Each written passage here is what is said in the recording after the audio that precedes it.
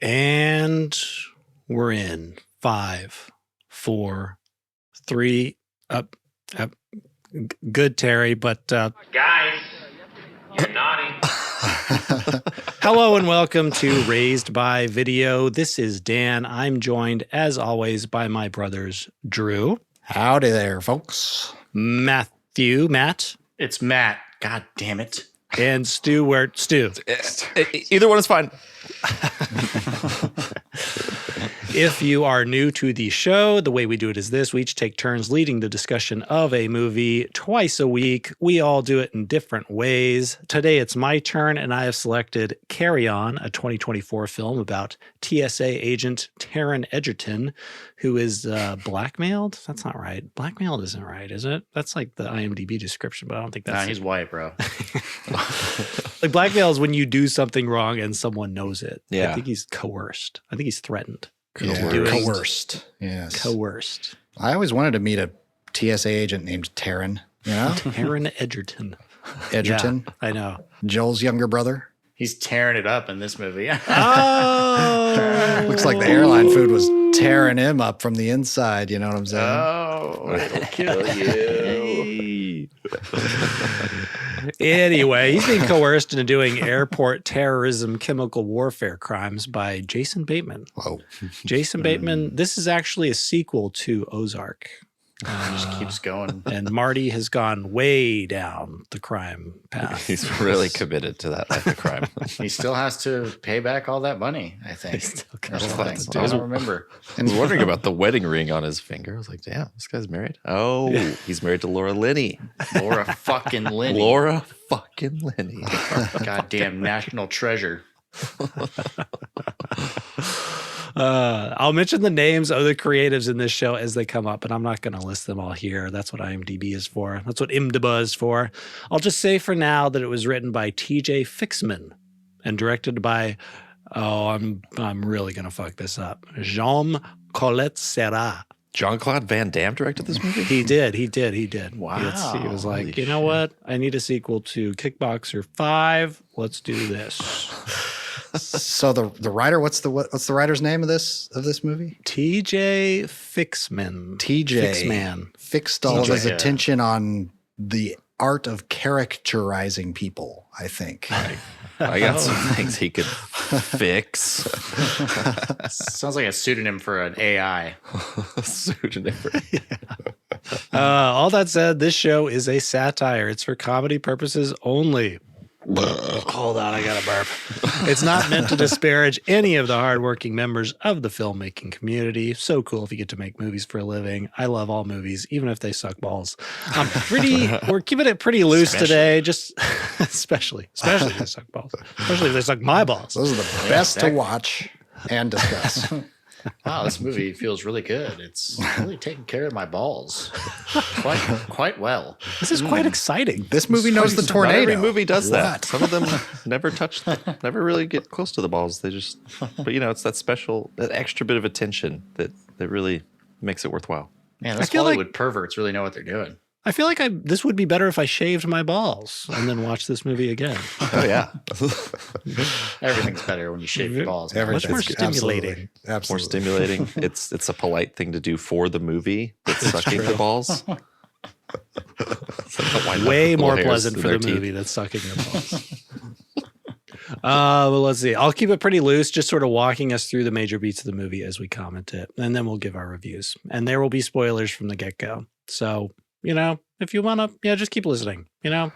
All right. It's about a carry-on. Ooh. It's about a carry-on bag that is full of pornography. This is a Pixar film about the little carry-on that could. It's trying to make its way back to Washington, D.C. I don't know.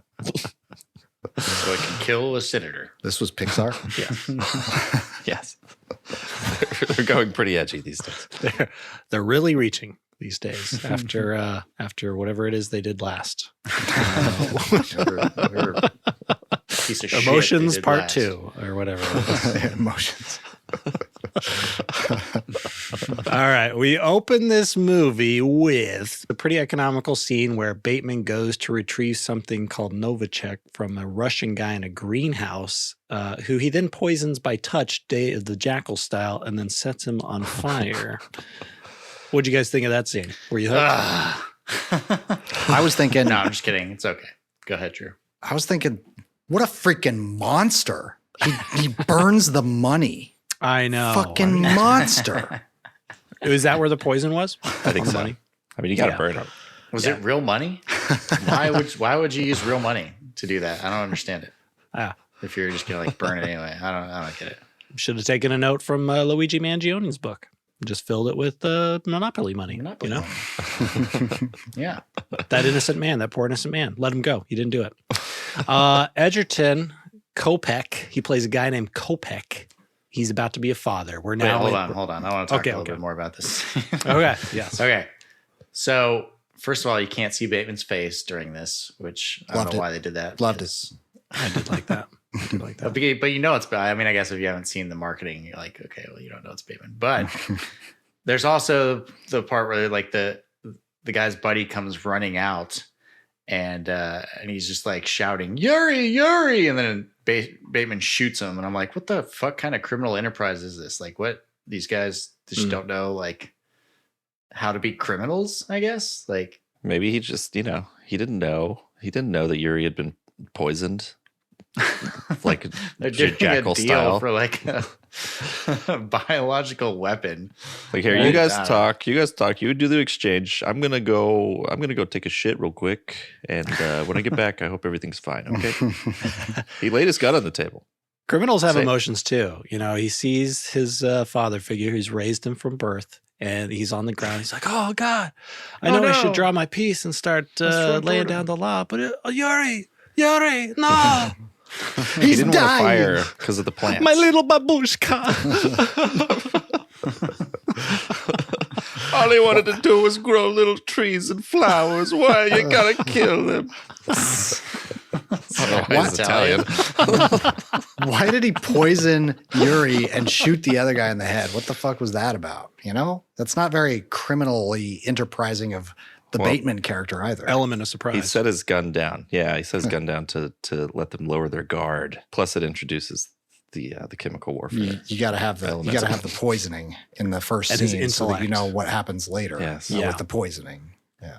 Yeah, he does it multiple times. It's pretty sick. Mm-hmm. Yeah. He's pretty good. So how does he get the poison off the key fob? That's what I'm wondering. He wipes it with a Kleenex. If he how accidentally germaphobes are. touches it, he's dead.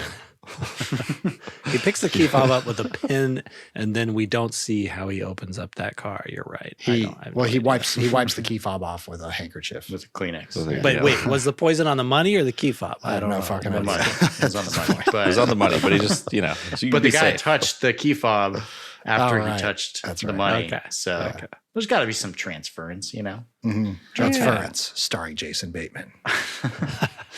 And he's burning money at the beginning of this movie, but then like throughout the movie, Bateman's like eating at restaurants in the airport and shit. I'm like, damn, dude, this guy must be rich. This guy's fucking loaded. He says he makes good money. He just bought a $25 beer. Yeah, he's chomping down on corn puffs that are $17.50. He eats a bowl of plain rice and tips like $40. Yep. Mm-hmm. Jesus. Yeah. I kind of like this guy. I thought it was a package of biscuits. It was rice. I mean, that makes more sense. But yeah, he sets down $40. He's eating a lot. At some point, he's eating just rice. It looks like plain white rice. Having worked in the service industry, I got to tell you that blacklisted defense contractors pay the best. I got to say, just like, yeah, I kind of like this. He's kind of a solid guy. We like customers like that. Yeah, hey, I got mouths to feed over here. I got to get my nut. So leave him alone. I could make the case, and we can get into it a little more as we go on, that Bateman is actually the protagonist of this film. Well, yeah, he wants to kill all the crying babies on the plane, right? So. Exactly. He wants to kill a congresswoman. I mean, what's the... She brings her baby on the plane. He's doing everyone a favor. He tips really well in the service industry, and he kills crying babies with chemical weapons. And he's not going to put up with the tyranny of the TSA. This movie just says everything we all think every time we get on a plane. I wish someone would just gas this whole fucking cabin with VX gas. For the love of God, please let it happen. All these fucking mouth-breathing idiots. Be sure and tip your wait staff. Please let me be embroiled in a terrorist plot. Especially if there's a sitting congressperson on the plane. And it's like, then you're praying the whole ride. Please, God, Hilarious let it the happen. politics behind this congresswoman too, by the way. Just Yeah. just so funny. Oh my God. We'll get into this. Okay. All right. We got scene 1 down. Boom. Our audiences, We're this is done. why you tune in. Because it takes us 40 minutes to get through the first scene. All right. Scene 2. I love it. There's no other way to do it. Sleeps in a shirt. Why? Who the Then fuck? there is a call to action when he's in his shirt, like an idiot. He's sleeping with his hot girlfriend, and he's Right. fully clothed. Jesus, how did she even get pregnant? The whole don't journey know. is about I how don't to know. sleep with your hot girlfriend properly. That's what I was I'm like, so these two have sex? We're supposed to believe this? See, that's what I wanted. Like, I wanted a little shot at the beginning, or like a sequence where we actually see her getting pregnant. You want a money shot? Money Like, shot at the you know. beginning. Yeah, I need Exactly. a demonstration because Otherwise, I don't believe it. just before the money shot Say was hi to fine grandma too. for me.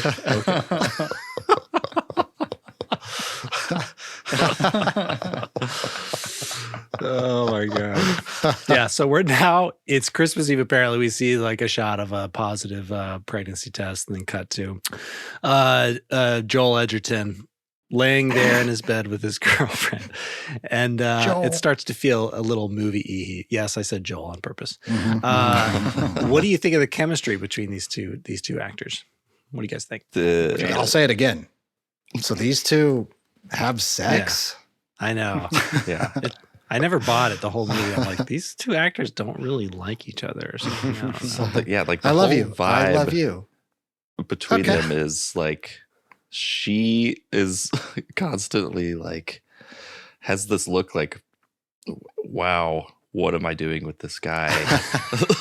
She's nagging him the whole movie. Yeah. Not really, but She's absolutely the pants wearer, and Yeah. he's a little bitch boy, and she knows it, and he knows it. I'm but using then there's you that one part to have a where baby you, and take all your money later. Okay. You can see these thought bubbles that she has, and she's like, "Man, I'd rather be with that Matt Doggett guy who's a part of that podcast, Raised by Video." The And famous. so that was my podcaster. favorite part of the movie. yeah, I saw that. Mhm. Yeah, I saw that. Only she was thinking about me and the way I saw it, so I don't know what you're talking about. I thought she was thinking about Well, me. Lies. Not you, Matt. She told me directly to my face to my that face.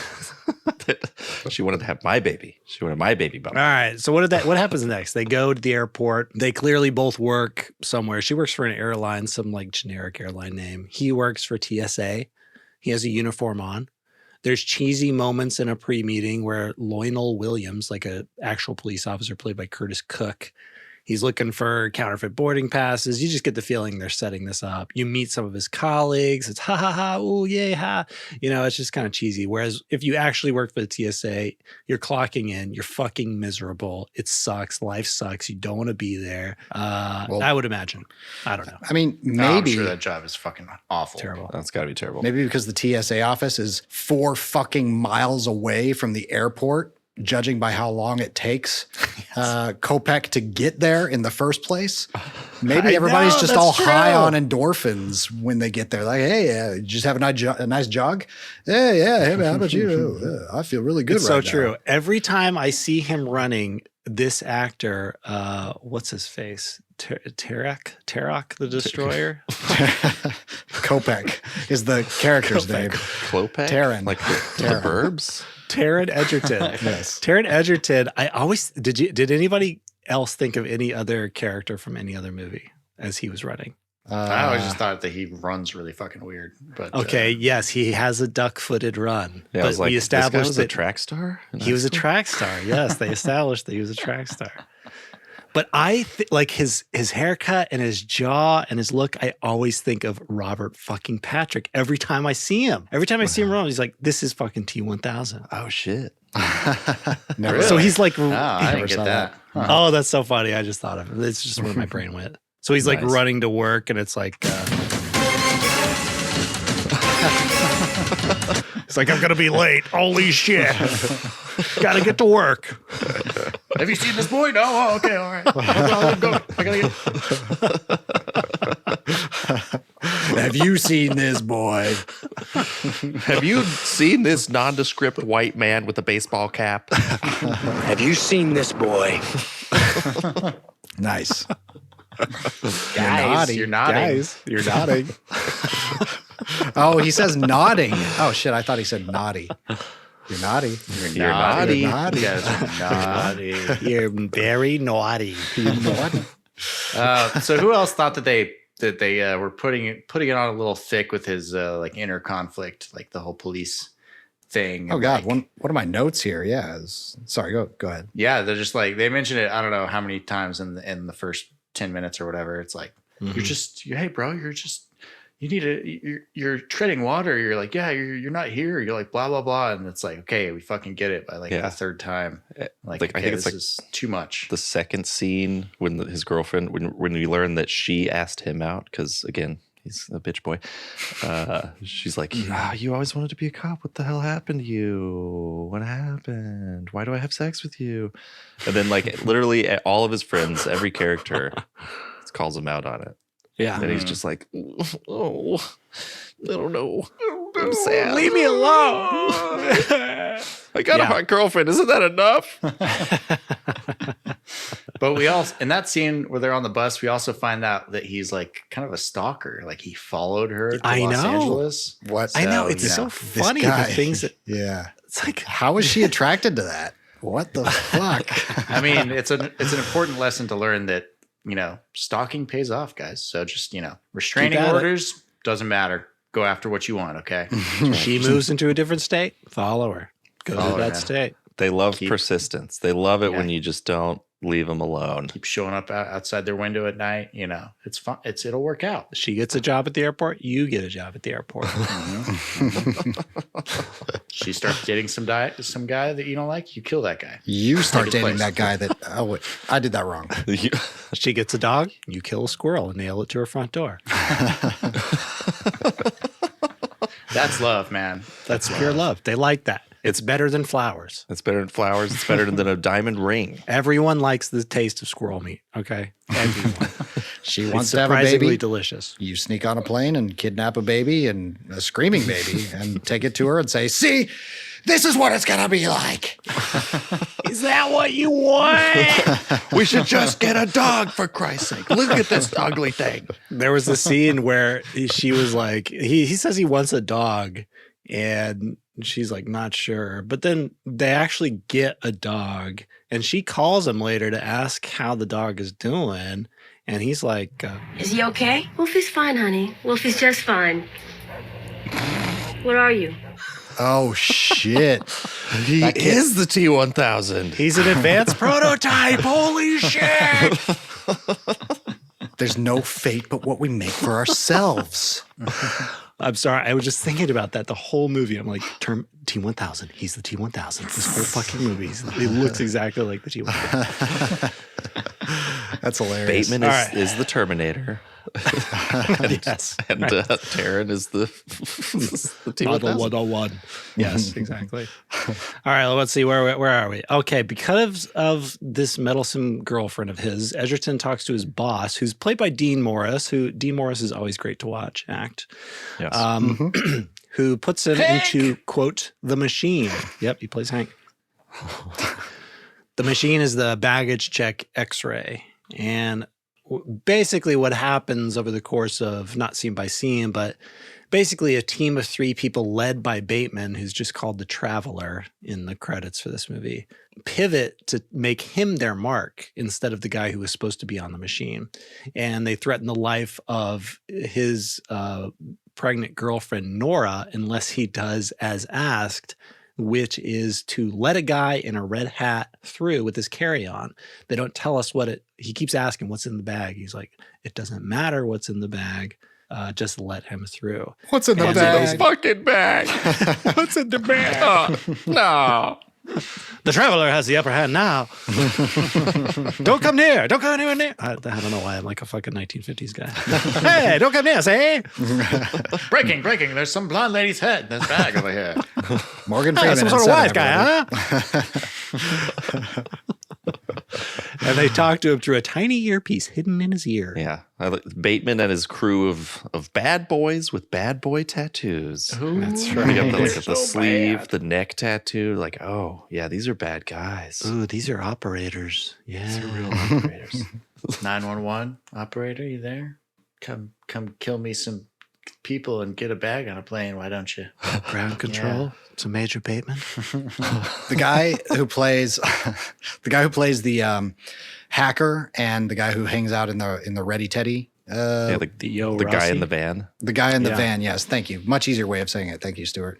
It was Guy nice. who lives in the van down by the river. Nice to see him. Long-term airport parking. He has a role in The Penguin, and he's a Yes.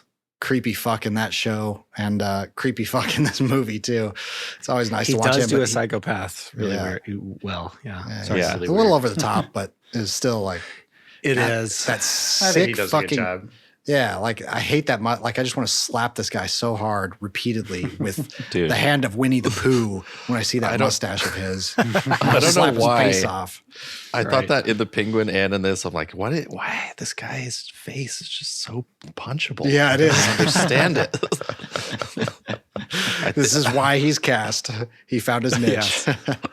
First time I saw, he plays like psychologically strange people. Yeah. At least the first time I saw him was in True Story. And yeah. he killed it in that. I'm like, who the fuck is this guy? That's when I first noticed him. I may have seen him before, but that's when I first noticed him. Like, he's doing a pretty good job. Did none of you guys watch Sons of Anarchy? Nope. No. No. Am I the only Kurt head here? Come on. I've watched like 2 or 3 seasons and then I fell off. He's got a I big, remember big role in that. someone was watching that when I lived with them, and I just could not stand it. It was so stupid. It's very stupid and hilarious. But it's for- Shakespeare, bro.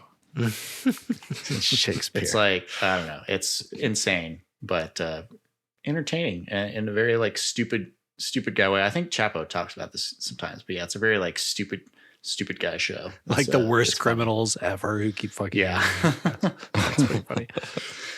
Yeah. Anyway. Anyway, lots of Continue. lots of texting. There's this graphic that comes up with the phone, like big in the screen.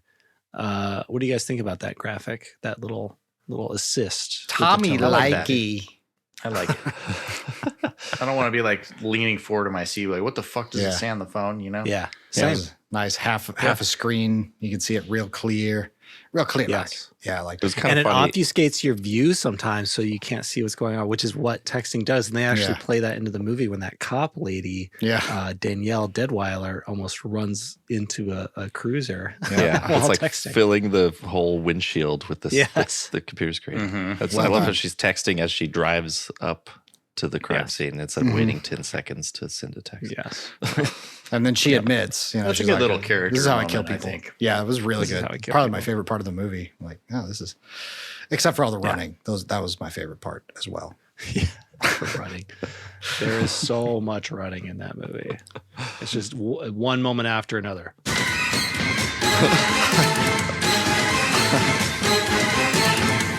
Just over and over.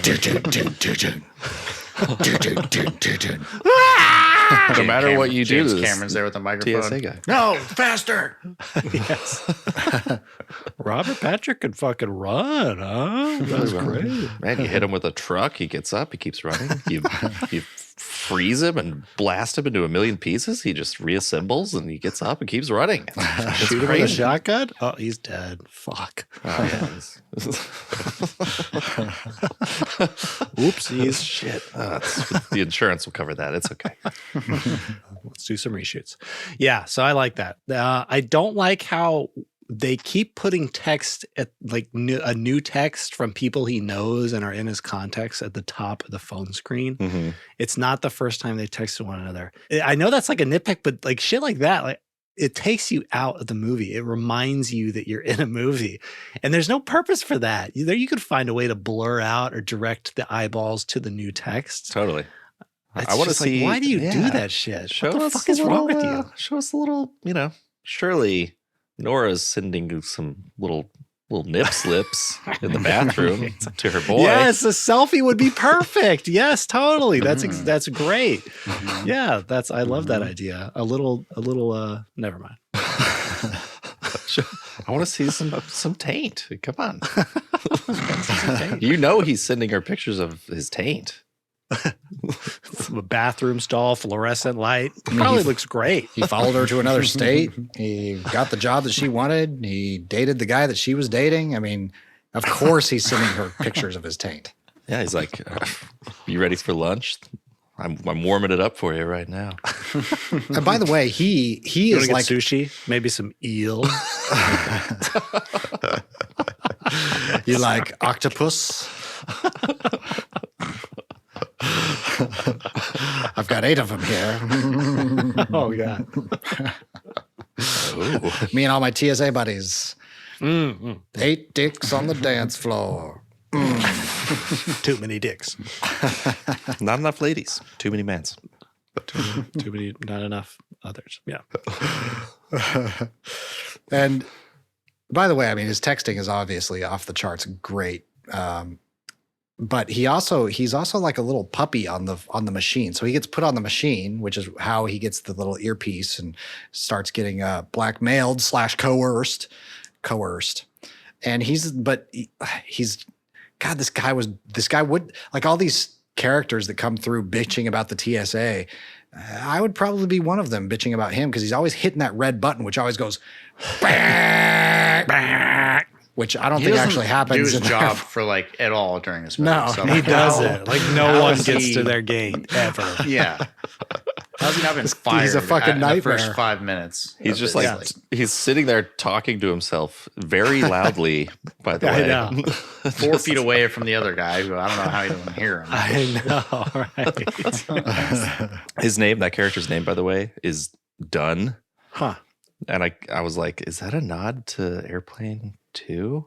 Maybe. Hey, this is Dunn, and I'm Unger, and this is over. Yes. I'm over Under, but Under's over Dunn. I was like, I need this bit. Please do something with Dunn. Take it somewhere for the love of God. He's just an asshole right now.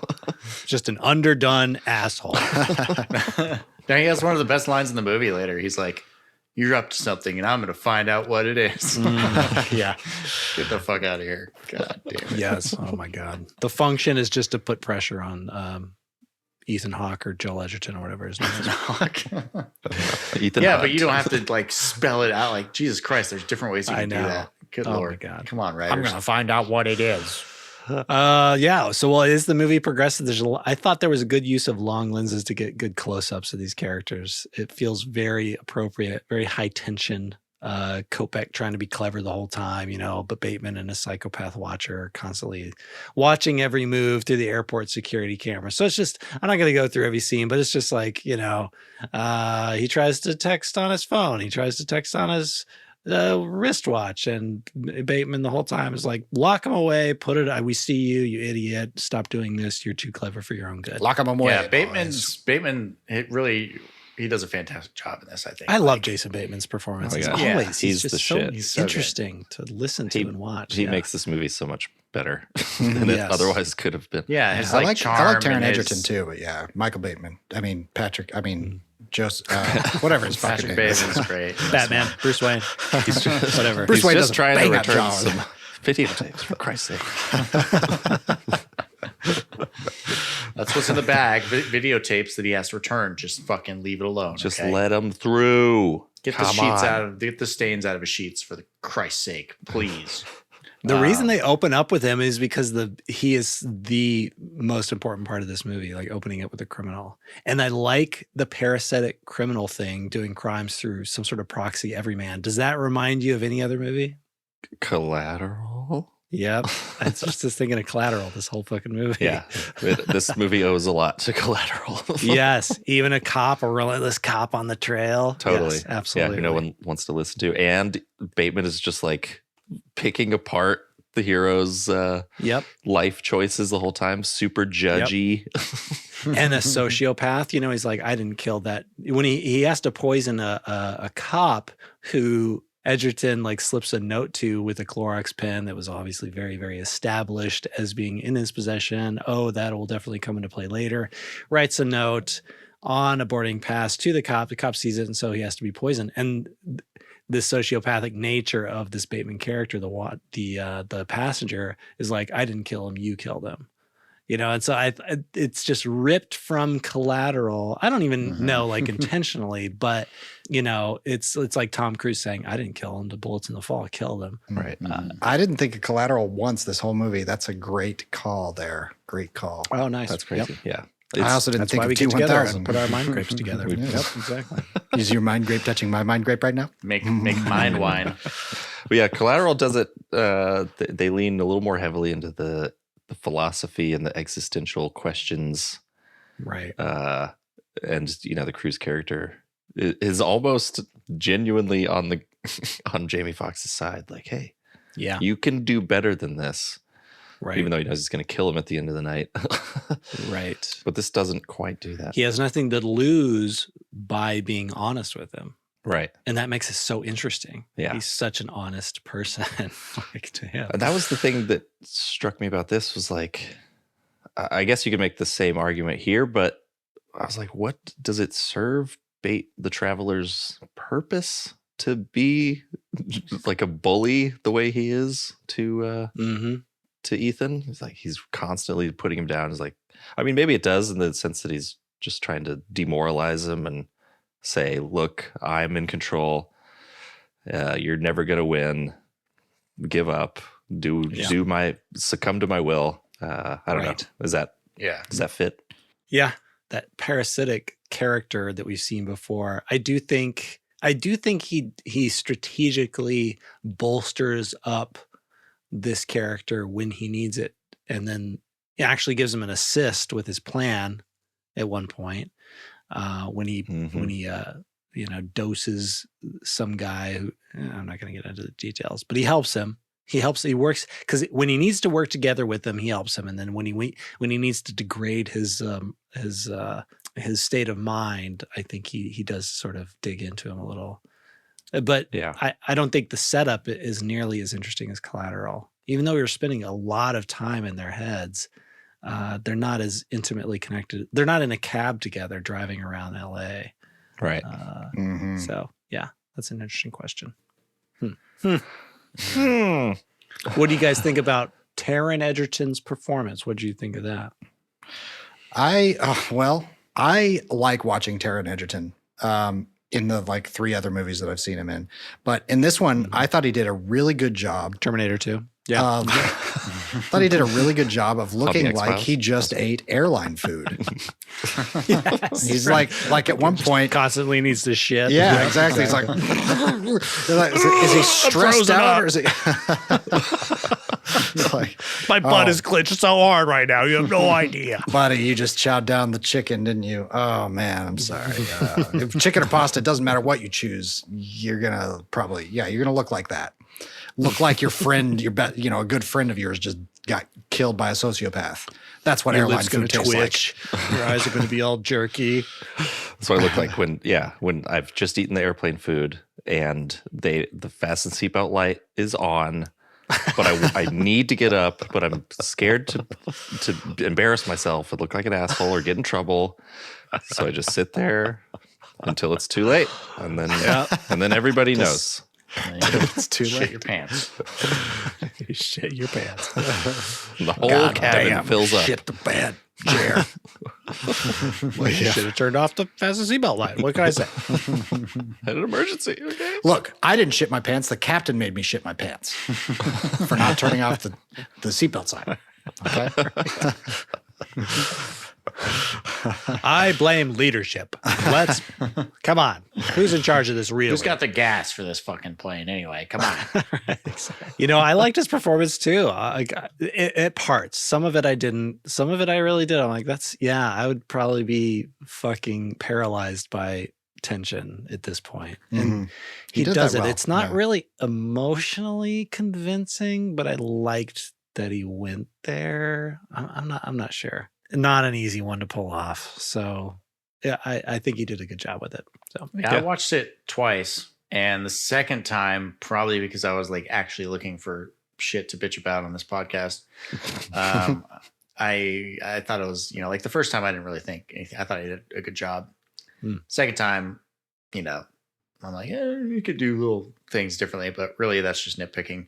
But that being said, acting on the other side of Jason Bateman, you're gonna kind of look like you don't know what the fuck you're doing, because Jason Bateman is a master, and he just like makes everybody else in this movie, I think, look like amateurs. But absolutely, yeah. But yeah, I mean, I think he did a good job. Yeah, it's so hard to be. Yeah, it would be very hard to show that level of being jacked to the tits with adrenaline, nerves. That would be hard. I mean, I could do it, but people might find it I hard could probably do sure. it myself. I do it every day. Drew and Stuart. Yep, exactly. Yeah. When I eat airline food, it's easy. I jack to the tits every day. So you jack to the tits? What? No, that's not what I said. What are you talking about? I mean, I'm an ass man myself, but whatever.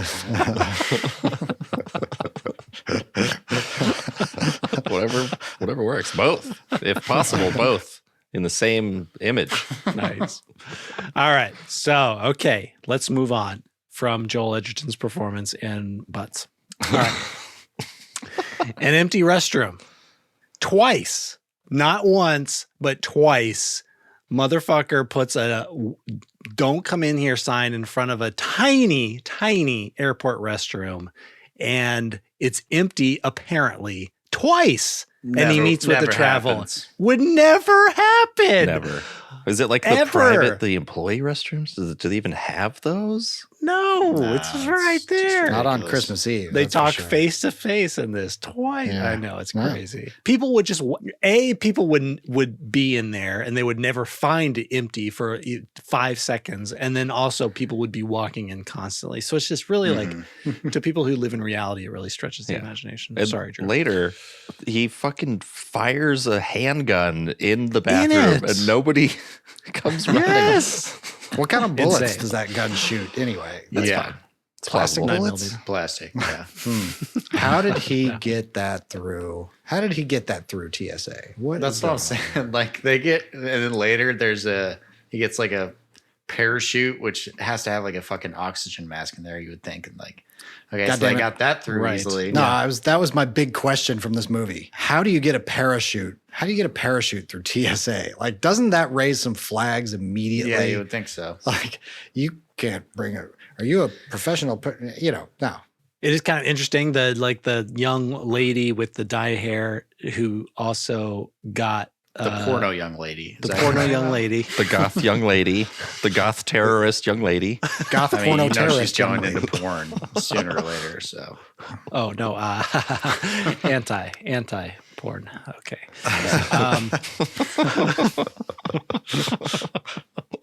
God, that scene cracks me up. Holy shit! Go see the nice guys, for the love of God, people. Yeah, I know. So she's the one who gets the earpiece to Taron Egerton, but also gets the kit to the quote kit, right? To Jason Bateman, Marty McFly, or Marty, whatever his name is. And just Marty. Just Marty Bateman. I mean, there's got to be how do you do ways. it? I know there's so many unanswered questions about this. It's like TSA's like, there's no knives, explosives, guns in there. It is a parachute. That's fucking weird. No, well, go ahead. You're fine. It's fine, whatever. It's all right. This is a hub for airplanes. Yeah. Surely you're not going to use a parachute on one of our airplanes, right? What's this? A note from your flight instructor saying you were very interested in how to fly a plane, but not how to land it. Interesting. You can go on through. Halo jumping what's that? for beginners. Huh. Okay. What's that? Yes, I was trained by the CIA. How did you know? What's this book you have? Targets other than the Twin Towers in America. Interesting. Well, go on ahead. You and your parachute have a merry flight. Happy flight. Can't say merry anymore. Happy Yeah, Christmas. what was that about? Is that because he's British? It's because I bet Taron that's 'cause Egerton he's is British. Yeah. So it's a cute little joke. Cute little joke. Happy Christmas. Happy Christmas. You fucking Hey. cunt. Fucking hell, mate. Fucking hell, mate. Won't you have a happy Christmas? Happy. Can you just fucking suck my cock and have a happy Christmas? I was so fucking go on, bloke. Why don't you come over here, fucking have a look up your butthole?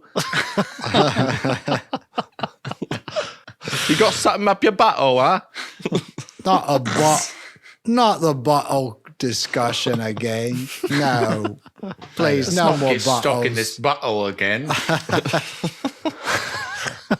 I do not want to get stuck in the bottle again. The butthole is a trap. It's a Chinese finger trap from the balls.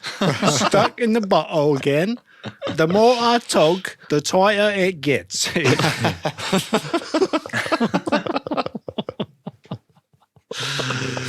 What are we in a Guy Ritchie movie right now? I don't know. What's going on? Oi! I'll feed you to the pigs, I will. All right. So anyway, we're in a clusterfuck of a mess at this point in the story. And I just keep thinking the whole time, never ask for a raise. Never ask for a raise. This whole Don't thing. ever ask for a raise, especially because of a meddlesome girlfriend. It's true. It's true. Less responsibility. Never, The less responsibility, ever the do better. things for women. Just to them. You can get them pregnant if you want, but then you have to leave immediately. Go far away. Change your name. Move out of the country if possible. Change your name, change your phone number. Fake your death. You can't pay child support if they think you're dead. Farce. This is all farce. Become a goth girl terrorist. Become a goth Okay. girl terror. So we should switch back over to the cop. The cop on the case, Danielle Deadwyler, is on it. She gets that Novichok nerve agent Chris from Novoselic. Yep, that's the one. She gets that term from a burnt wristwatch ATF bug recording from the dead Russian. There's a canceled 911 call from inside the airport, says her tech guy. Who's my God, also just a caricature. Fucking Tech guy annoyed the fucking I know. balls off He's of my eating body. the peppermint ho-hos. He's like, you should leave. This is about to get really sticky in here. I'm about to fucking stretch out this swirl, if you know what I mean. Okay, so this irritated me. Maybe I'm missing something. Maybe you guys can Did help you? me out. Yeah, me too. I knew Matt would come in. Oh my with that. God. It's a joke, though. It's just a fucking joke. Everyone relax. I Go like ahead. the LA Dodgers yarmulke that he's wearing. That's pretty funny. I know. That is pretty cool, actually. Did it have an emblem on it? I didn't notice. It did. just saw Yeah. that. I just saw that yarmulke and got really mad. I don't like the way it was difficult to understand what he was saying with his mouth full and his tiny little mouth. Yeah. He's talking through his tiny little mouth all the time. Yeah. Anyway, they put it together with the 911 call and a dead cop, toxicology showing poison on the cop when they look into that. Like no one would fucking do that when they see a scratch on his. Never mind. Yeah. A Homeland Security. Go ahead. Yeah. Okay. Well, yeah, the Homeland Security guy comes. So this is what bothered me. She says there's like a chemical agent loose in Los Angeles, and then there's a 911, like an aborted 911 call from the airport. Mm-hmm. And she immediately connects these two things. I'm like, would that be the conclusion? Would it would you really think that those two things were related necessarily? Stuart, have you ever? You haven't had any experience as a police officer, have you? Let me tell you a little something I am about what police officers do. police officer. Well, you gotta. They shoot minorities and they go ahead. Sure. Here's what they do. They follow hunches. They follow hunches. They eat lunches of donuts. They do crunches. They get a package of peppermint ho-hos and get the munches. Didn't they like establish that he was a TSA agent or something like that? Yes, but still, Yeah. what like It was crazy that it came across their desk. It's like, okay, that probably Yeah. would get lost in the shuffle. A canceled 911 call from inside the airport. Ooh, wow. Yeah, and then okay, so there, and I think that the recording that she listened to said something about the harbor because they got it Right. from the boat. So Right. wouldn't she be worried about it being detonated in Los Angeles? Why? I didn't understand. Like, she's so cocky about it when the nerd boy with the ho-ho boy says, we got to call TSA agent, called 911. She turns to the Homeland guy. She's like, I told you. Yeah. Obviously, this is what these are related. I was like, what? When did the dead cop come into play? Like, that's like, oh, a heart attack and a canceled 911 call? Interesting. Yeah.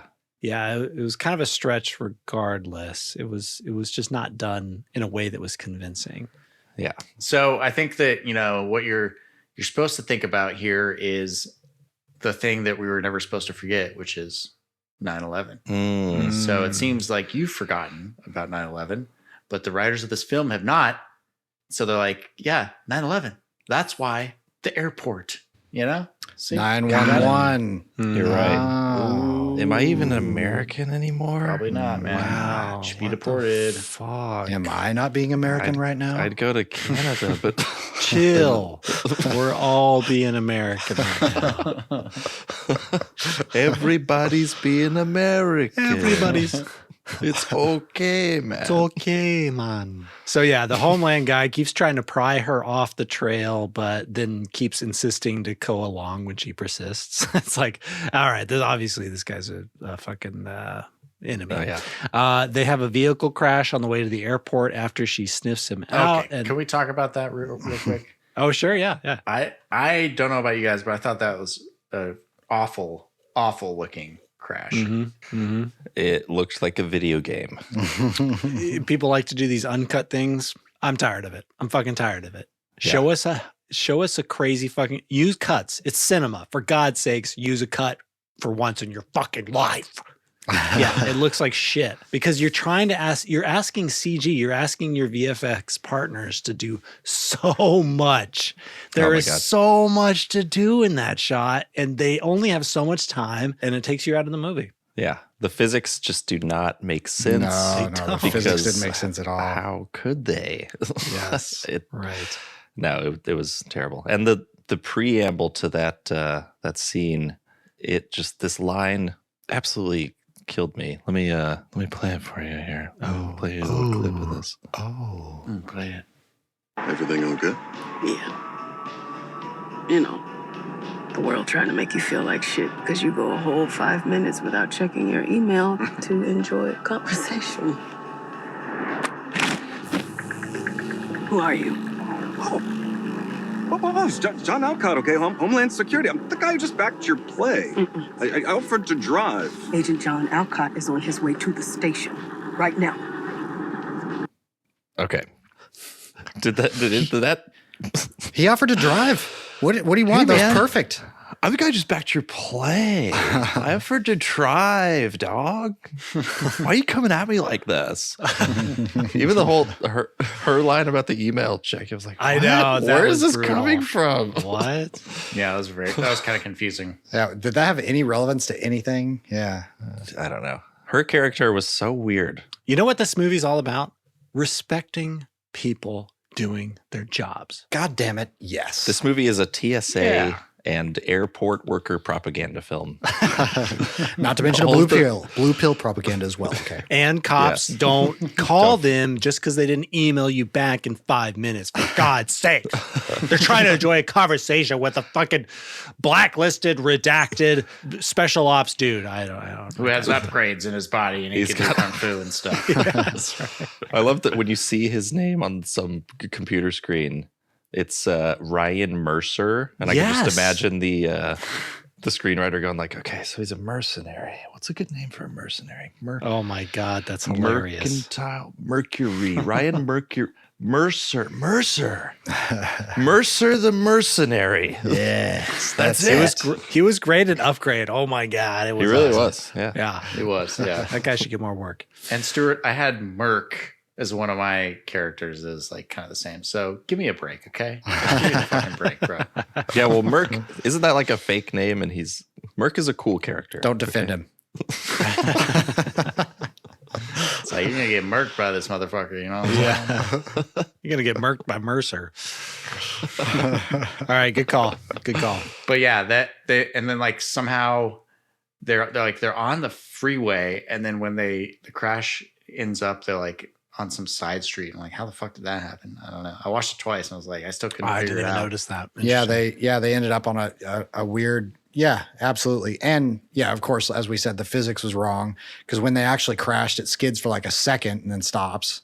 And you can't be going that speed and just suddenly stop like that. It would be.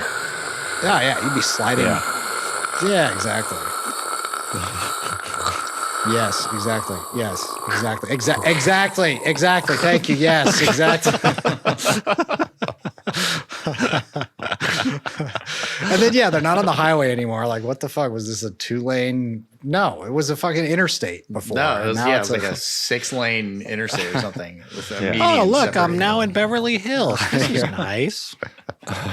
And then, like, he's choking her. What did you guys think about this? I want to ask you. He's choking her. Didn't get it. You don't see her actually get the gun. You just like see her kind of. I had to watch it twice to even see that. Yeah, and then she like finds a gun somewhere, I guess. Yeah, I don't know. Yeah, so I had to watch it again too because you don't you don't see the gun. You see it at first because the camera kind of shifts when we're turning right side up. We go upside down. The camera shifts to make them right side up in the frame, and for briefly you see the gun next to the ringing phone, but you can barely fucking see it against the black interior of the car. So, and then it's out of frame when she reaches for it and grabs it. So I was like, wait a second, where did she get the fuking gun? It's just more confusing than satisfying. Yeah. It's like did she get it from his? Was it a rib holster? She did it like the old quarter trick. She's like, oh, there's a gun behind your ear. Yeah, bam! It was stuck between his back and the seat. Oh, look at this! Bam! Oh look! You're full of bullets. Bam! Oh, look at this! I got your nose.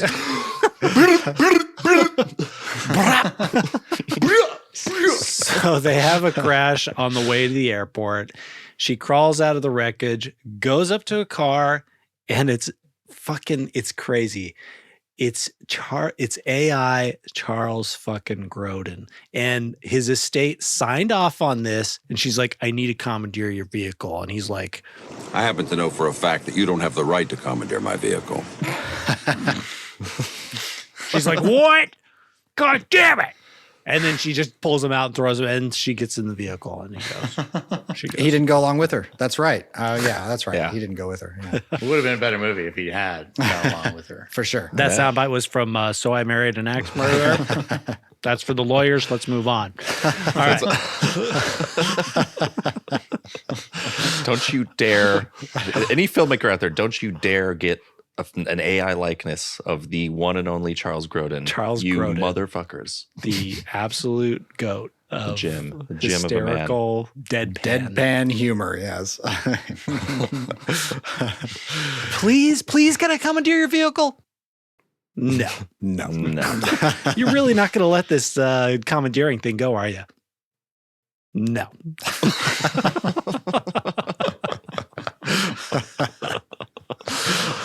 All right. So somewhere in the mix. So he's already let the dude with the red hat in. That's Mateo. And so he lets him in, and he's got to So it turns out Mateo's got a bug in his ear as well, and so he's obviously just is it a cockroach? Like Chekhov from Khan. Yep, exactly. Oh my god, that's exactly. scary. Mind control bug. Just making him. I like that. I like that analogy. Actually, that's cool. I like that.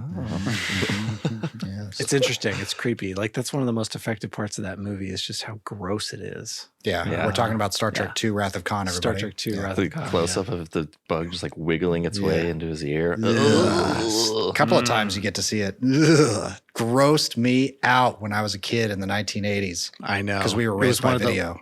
Right. My heart rate would always start racing when that scene Ugh. came, when they were in that ship. I'm like, get out of the fucking ship. Yeah. I mean, Bay, the Botany Bay. Oh my God. Get out, get out. Get out of there. Jesus Christ. Anyway, when Mateo attacks him, he has to turn on him because Jason Argonaut says the Argonauts. That's from what is that from? What the fuck is that movie? Alan Partridge. Jason Bourne. Jason Argonaut. Dear God, let them be firm. All right. When Mateo attacks him, I again think of the T-1000, and they're just because it's in the industrial setting and they're like smashing into metal railings. Oh my God, you're right. I'm like, holy shit, he looks like T-1000, like battling Terminator. It was fucking crazy. And there's a bunch of running and everything still.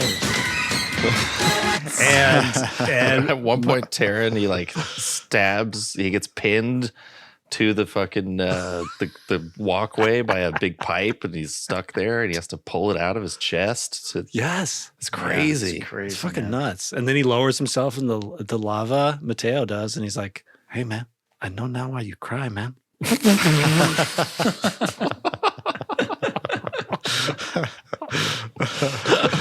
Except God. Mateo throughout this whole movie was always like, yes. So Mateo's husband. Yeah, but at least he kills Hank, you know? See? Oh, yeah, that's right. He kills Hank. He does. kills Hank. See that part when Egerton is like taking the bomb apart to like disarm it.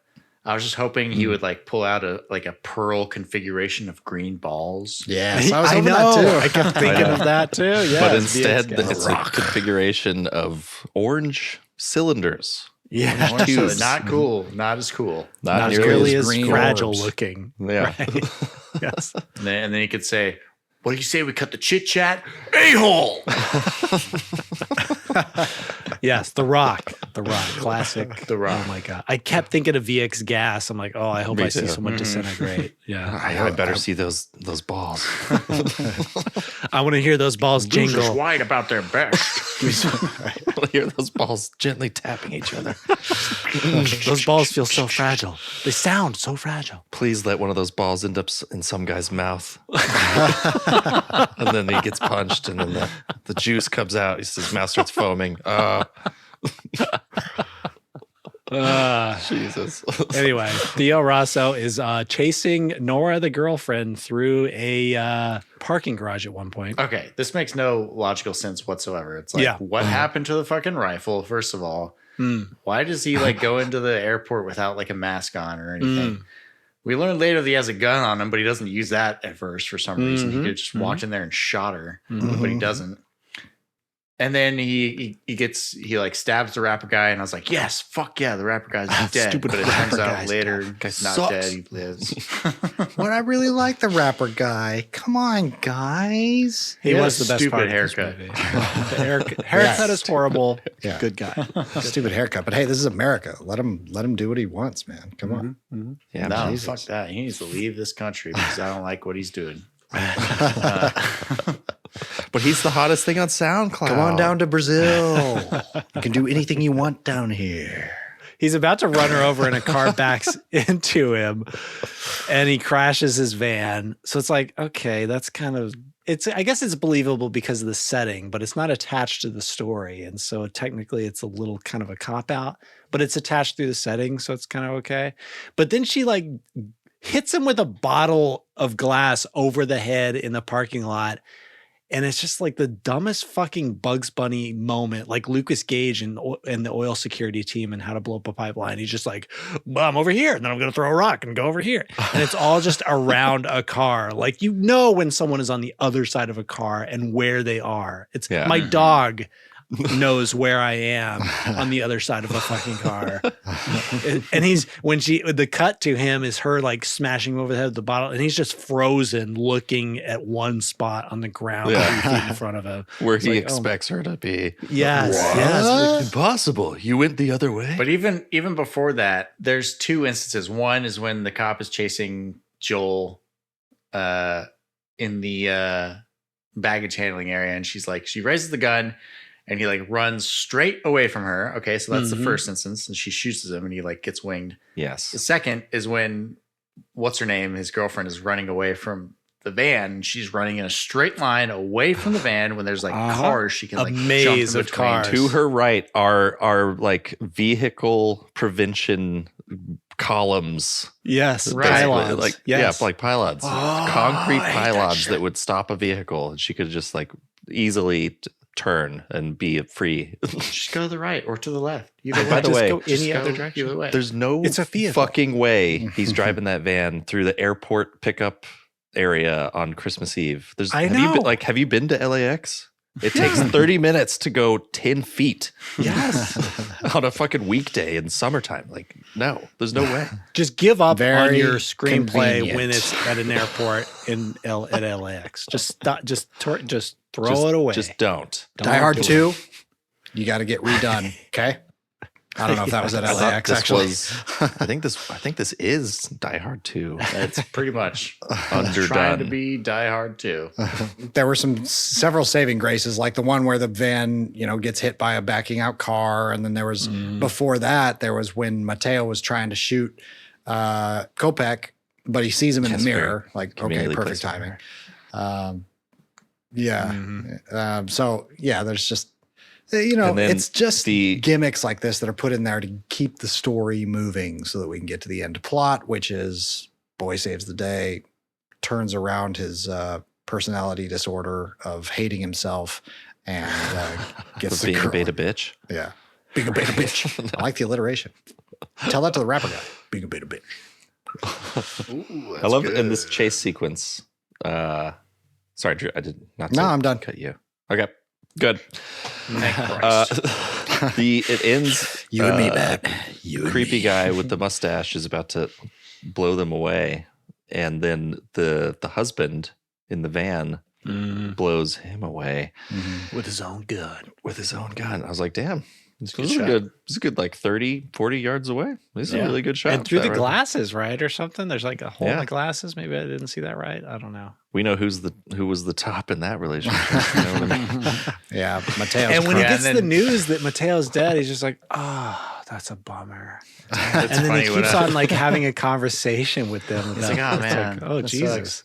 That would be devastating to anyone. I think that was the end of the conversation. Yeah. No, they kept talking to them about something. About what? I don't remember, but he's like, he told us that, there was some information that was exchanged after that. It was just but it was just like, and he puts his head up against the side of the van. And then they ask him something and he says something else. It's like, okay, that's Definitely the top. I get very physical based relationship. Definitely wore the pants. So when when they like come up to him and he's like, my husband, Mateo Flores, is he? And Joel's like, gay? Yes, I'm afraid he is. I'm so sorry. He's gay. Your husband, he was a very naughty boy. He's not getting anything for the Christmas this year. Guys, you're naughty. You're naughty. naughty. Sorry to tell you, Mateo was pin deep in Hank earlier tonight. Yeah. It was In his throat. about 6 inches down his throat. It was crazy. Killed him, in fact. No, that doesn't sound like my Mateo. 6 inches, you say? There's no way. He's never penetrated anyone in his life. So basically, okay, we find that there's a fucking congresswoman on board, and we find it out now. And they couldn't tell us earlier because it would have drained the movie of its mystery. But by doing so, they make everyone up to this point like a group of total fucking dimwits. The fact that they're searching for a target. Who's a target? Who's a high value target? Oh my gosh, she's using her maiden name. Unbelievable. So she is all for developing weapons in the defense industry, this congresswoman, for threatened democracies around the globe, but doesn't have the votes to get it done, which is hysterical. I had to do a double take because it's like, okay, it's just you. I'm in movie land at this point. Oh yeah. Yeah. I had to rewind Like, that what? sequence too. I was like, wait, what? Defense the industry, they have a fucking fire hose of taxpayer dollars blasting at them around the clock. Like, what And the if we fuck are don't, you talking about? I'm not really, I don't want to get into politics on this podcast, but Jesus, we don't really have a great history of supporting democracies around the globe. Yeah, that's also true. Quite the opposite. Quite the opposite. Anyway, it's set up by the defense contractors to kill her, they figure out, to get the vote. Quote, everyone blames the Russians for killing the one who stood up to them, quote. And then another quote, all they had to do was kill one of their own and everybody would be on board with her, end quote. So it's like, oh God, it's defense contractors killing someone who wants defense contractors to get money to defend democracies around the globe. Hilarious. And then, so basically it would be a setup so that she dies. And then, so, oh my God, it's the Russians. Let's open up the funding hose for defense contractors so they get all the money they want. Basically is the crux of this whole movie. Yeah, pretty convoluted. Very. I mean, it's just so disconnected from politics as I understand it that it was just so discombobulating. So what world do you live in? I don't know. I think that's just meant to be like, oh, here's the explanation. You don't have to really worry about it. Don't think about it too much, you know. Right. Like, Well, it worked on me because my eyes just glazed over about what you guys were talking about. So, Yeah. and in the there you go. movie It's as like well, I was like, irrelevant. yeah, exactly. Because it doesn't matter. Right. Exactly. It's, Yeah. They're trying to kill this broad. what did the four Marines have to do with it? What the fuck? Right, yes. Okay, whatever. They were Keep going. testifying. They were going to Get him, John McClane. Some guy or something. But that was a false alarm. That it was canceled. That was a hypothesis. Yeah. It's very much, it is, you just said John McClane, and it's like Collateral and Die Hard sprang to mind Absolutely. when I was watching this. And it's like, it's the terrorist plot that's not exactly a terrorist plot. It's about money. Check that box. Yeah, it's about money. Right. It's like, okay, this is just like, is anything in this movie original? This was fabricated by AI, maybe written by a human, but they definitely pulled from certain movies. Bateman ends up having to get as we discussed, a parachute, and brings the diazepam, the Novichok. whatever it is. Novocaine. He brings the Novocaine onto the plane at this point. And he's foiled by size restrictions because the guy from the Kingsman swapped out the briefcase. That was very nice. And it's interesting because, like, even when my baggage is oversized, which it has been for 43 years, all I do is got a big dick. all I do is slip the What? airline people, $20 bill, and they let me go. It's fine. That's good. Yeah. You could have just paid them instead of checking the bag and Could have been a lot easier. It seemed like it was like 2 inches, like Far an to the inch or left? two too big. Back and to the right.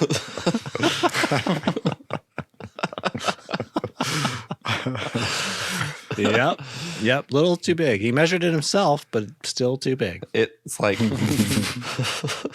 was like, do they even make bags that are slightly larger than carry-on size? Right.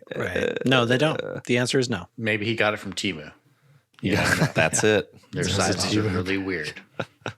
So he's on the plane, and now T1000 needs to go to the plane. So he's running like fucking crazy. It's like, I gotta get there, and he's all duck-footed, and he's like waddling around. And he like jumps onto a cart, and he gets onto the cart, and then he goes to the plane, and he gets into the plane.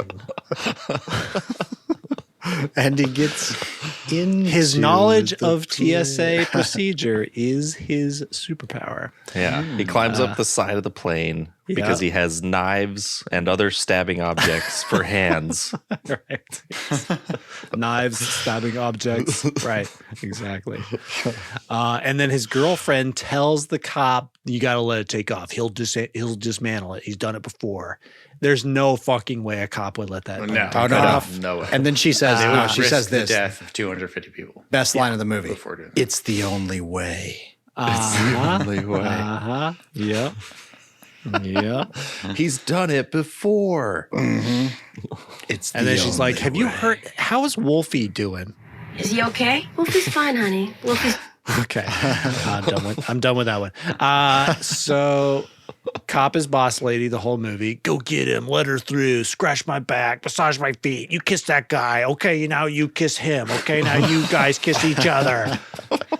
Give me 5 minutes before I have to respond from an email. God fucking damn it. Right, yes. And that's after the plane crashes or whatever. But basically, Egerton,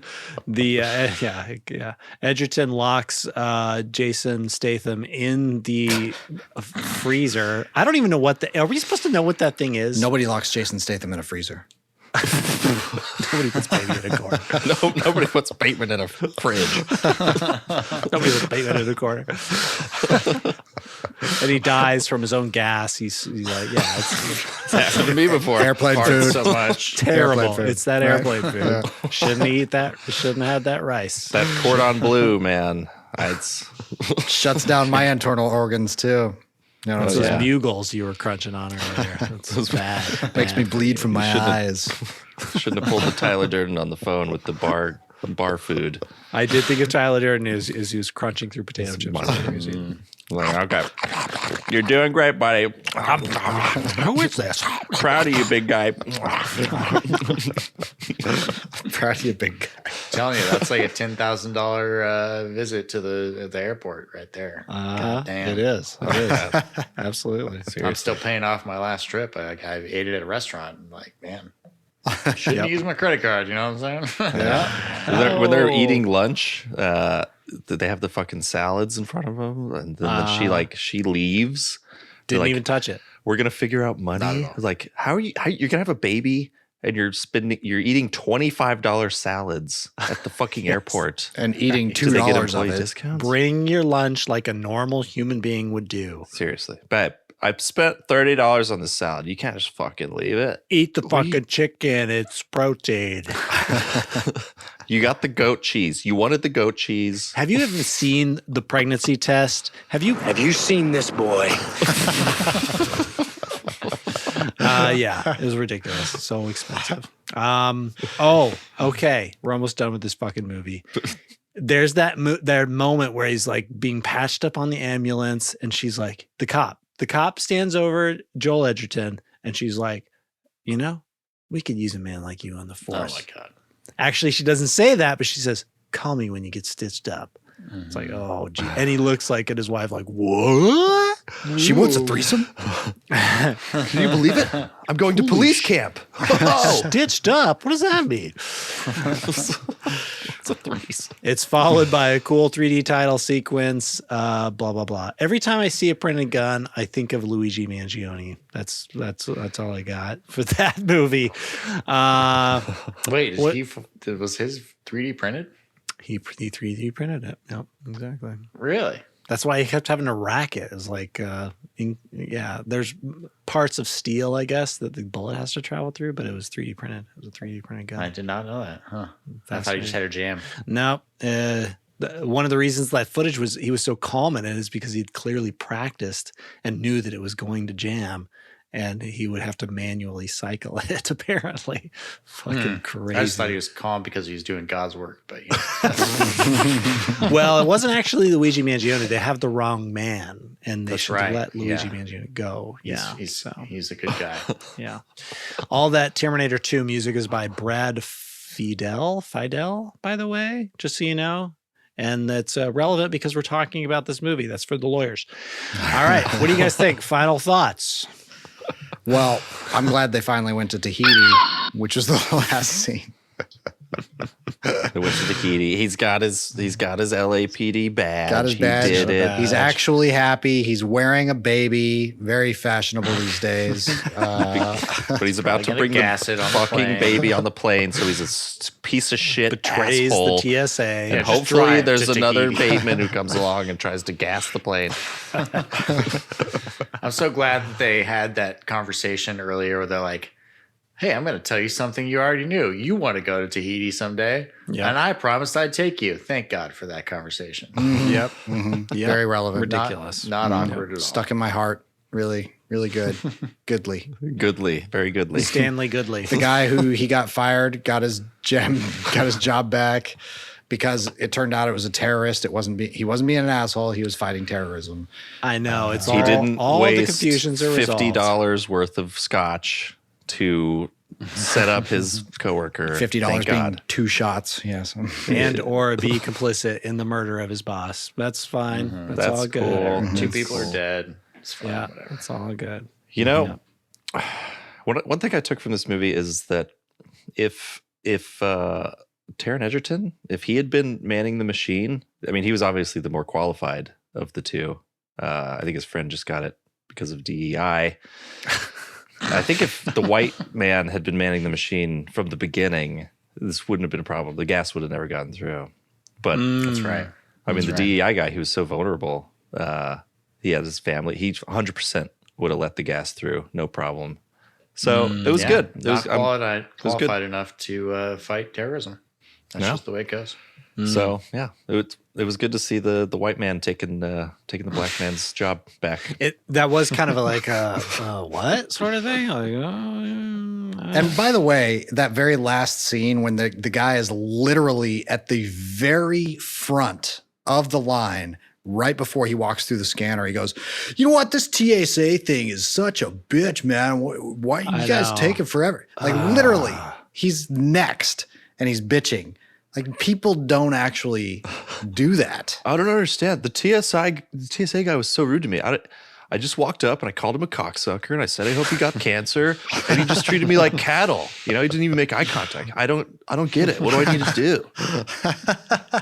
You need a PhD to wand down somebody or something? Come on, man. Yeah, it's usually not the TSA people that get it. It's like the gate agents or whatever, you know. It's like, Yeah. The TSA are, you know, they're usually just, you know, shuffling people through like your ass cattle. out and get you arrested. Right. Like, Yeah. You do not fuck with the TSA. Everybody knows that. Just don't do it.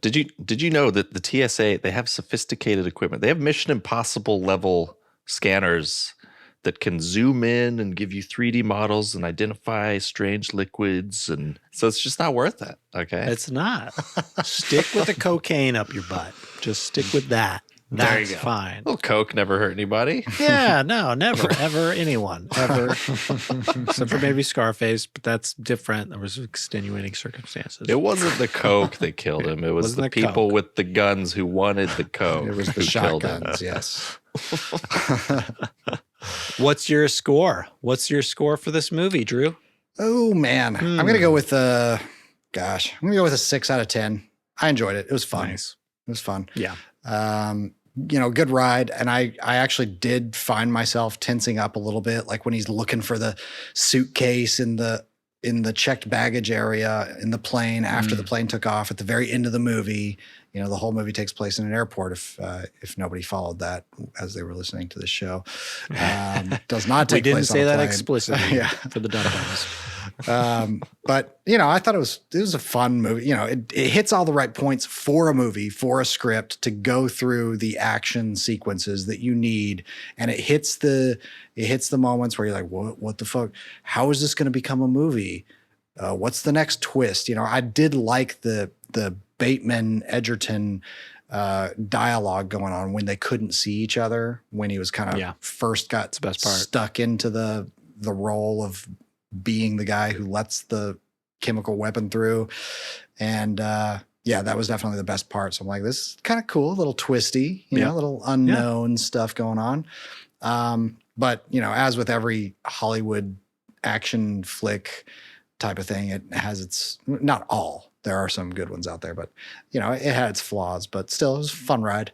I enjoyed the action. I enjoyed, for the most part, I mean, it's a caricature from the moment that old lady at the very beginning says, "Oh, airports turn people into such assholes." Like, oh my fucking God, nobody talks like that.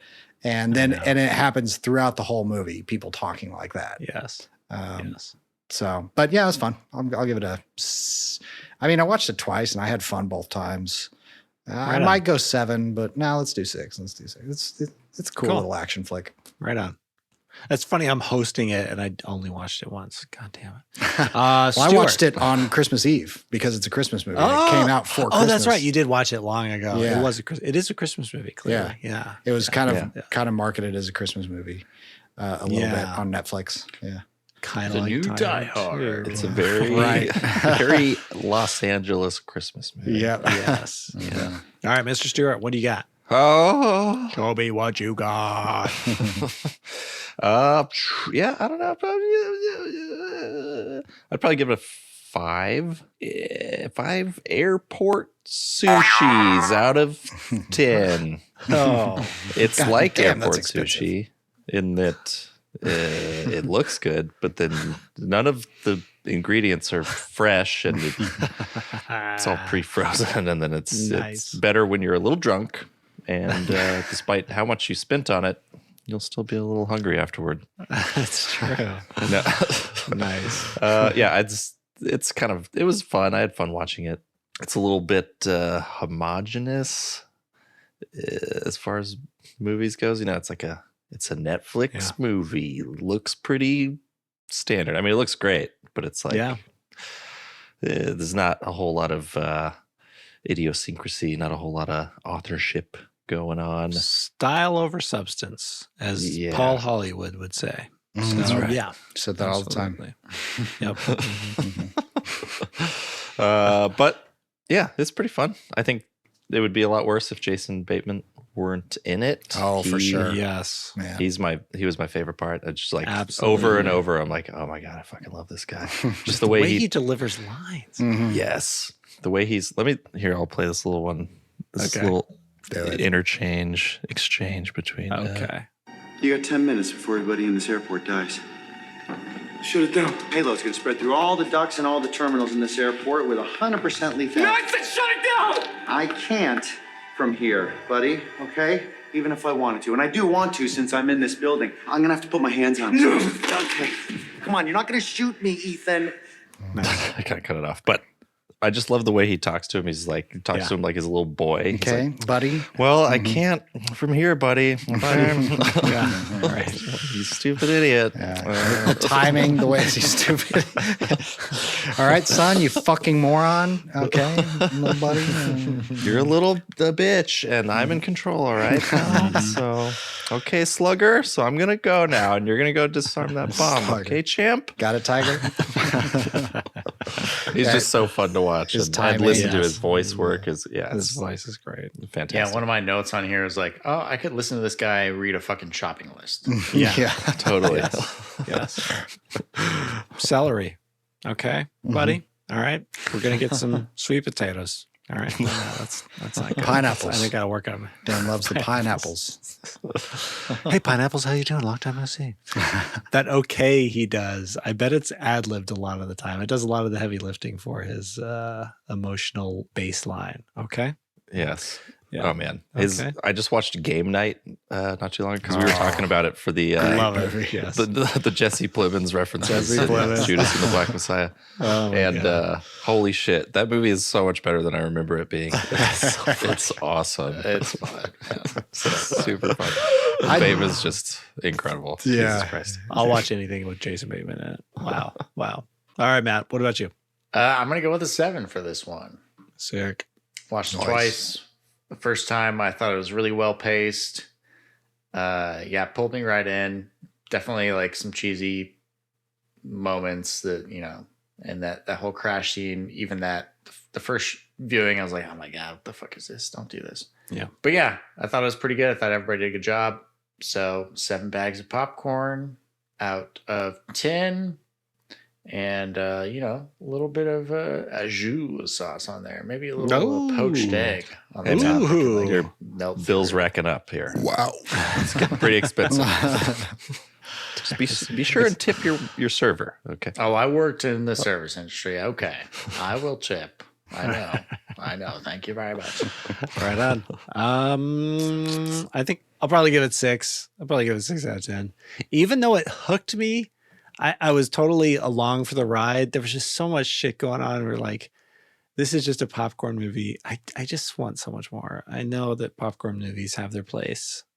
It's like a popcorn novel in an airport bookstore. Right. But, because it's light and you don't have to concentrate too much on it.